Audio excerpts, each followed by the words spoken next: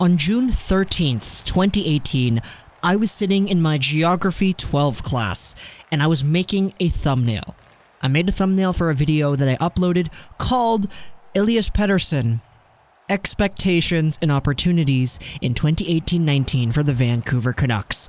This is basically a reaction, I guess, to my expectations for Elias Pettersson.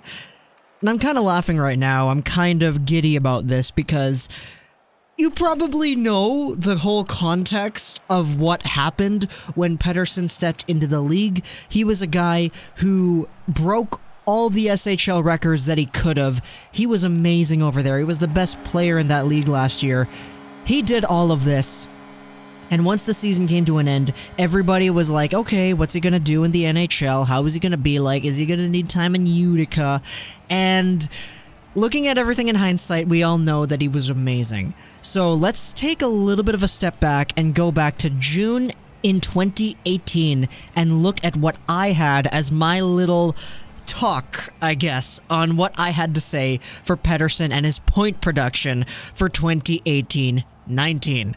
Let's go back in time, folks.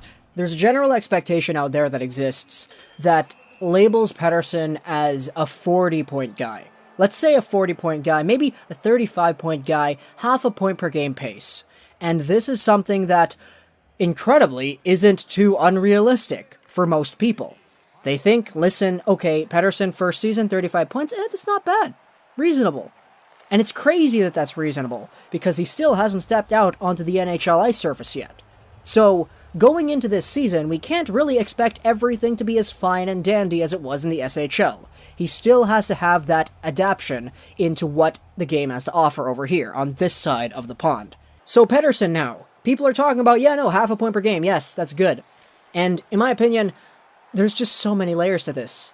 We don't know how well he's going to transition, how well his weight is going to hold up out there, but assuming everything goes right, and I think that for me is the best expectation we can have here.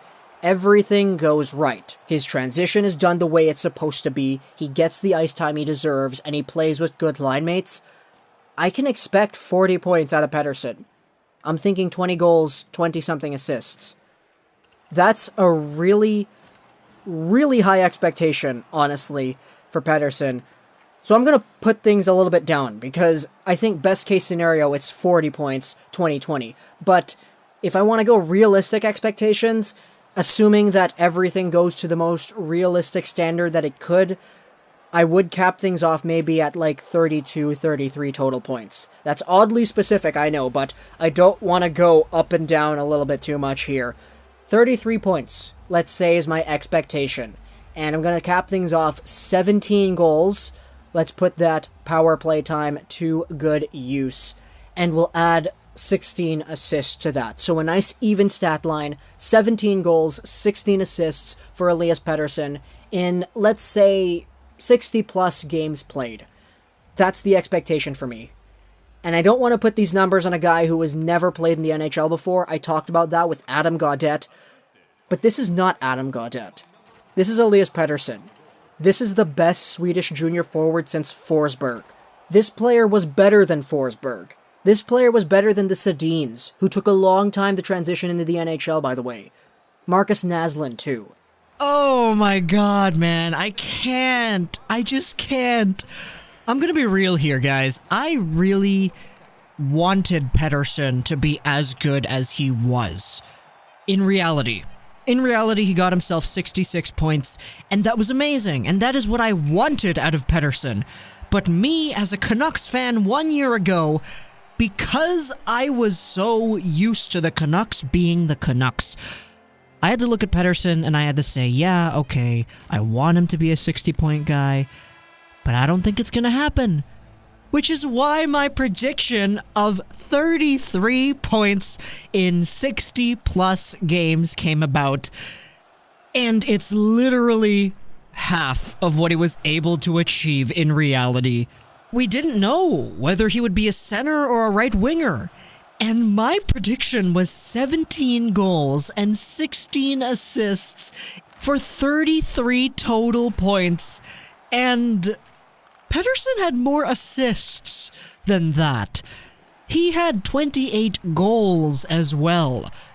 Pettersson was just amazing this season, and I think we kind of all know that. You don't need me to tell you that Pettersson was good this year. He's literally the best rookie the Canucks have ever had. And I predicted some pretty whack things, but hey, you know, that's what predictions are about. Expectations versus reality here for Elias Pettersson. I might see if I can do this for some of the other guys that I had, because I know I did videos, expectations for Bo Horvat. I did that for Ben Hutton too, and I think Besser. I did it for Gaudette too, I'm pretty sure. But Pettersson, obviously the main guy, he's the one that I wanted to start this off with. Expectations versus reality here. He was way better than I expected. And I expected him to be scratched once in a while. I expected him to maybe need some Utica time. I didn't expect the transition to become so seamless for this great young Swede, but it was. And I'm very happy that it was, because I wanted him to have a season like this. It's just that me, in my satirically pessimistic Canucks fandom of 1 year ago, I wasn't expecting that in the slightest. Sure, I'm not going to be telling the truth if I said that it was super surprising, but I didn't expect it. And I'm very happy that that's what we got. Elias Pettersson, man, always coming out with the surprises. Hope you guys enjoyed this video. Social links down below /gaming. And bye.